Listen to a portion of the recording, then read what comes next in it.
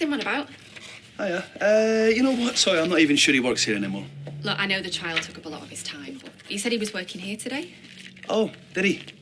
Well, he told me he had other stuff to do and he was too busy to meet an important client. What stuff?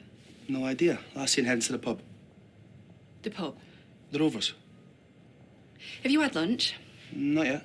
Here, have a free one. On me.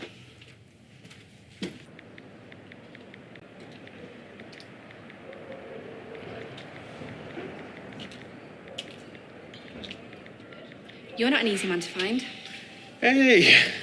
Were you expecting someone else? No. Oh, well, yeah. I mean, I'm meeting a potential client. A client? Yeah. Oh, well, that's a bit weird, because I just came from the office and Adam said that you'd refused to meet a client with him. It's a different client.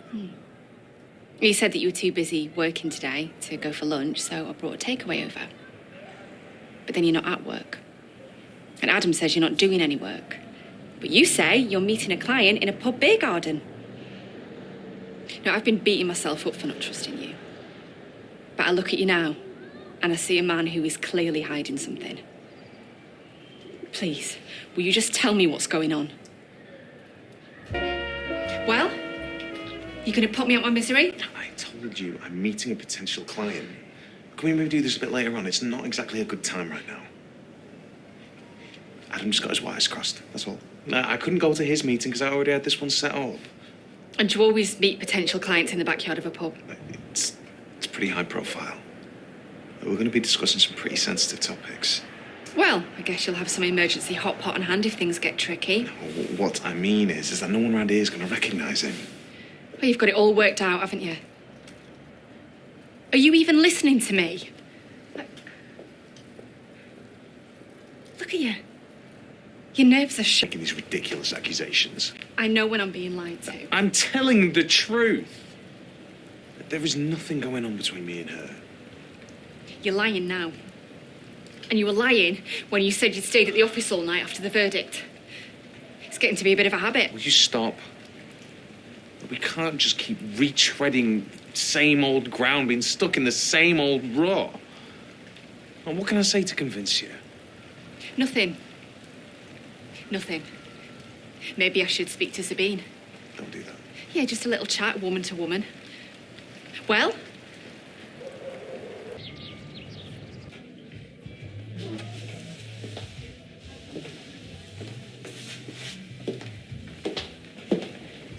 Hi, Sabeen. Thanks for coming. You were very mysterious on the phone. What can I do for you? Imran's told me the truth about you and him. I just wanted to hear your side of it. The day that Kelly was found guilty. What about it? Or you saw the state Imran was in. Takes things too much to heart.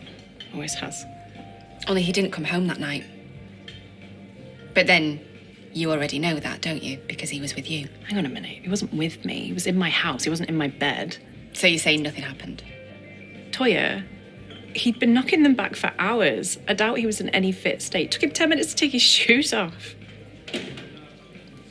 I know me and him have history, but honestly, he must have told you what a disaster we were. He said you'd had your problems, yeah. There you go. Classic Imran understatement. I offered him my couch because he was a mess. I would have done the same for any of my colleagues.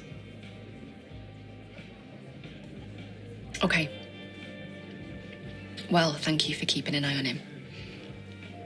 When he came back the next day, he looked absolutely terrible.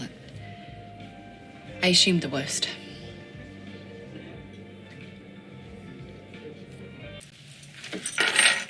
So it smells good. Curry from Speed Dial.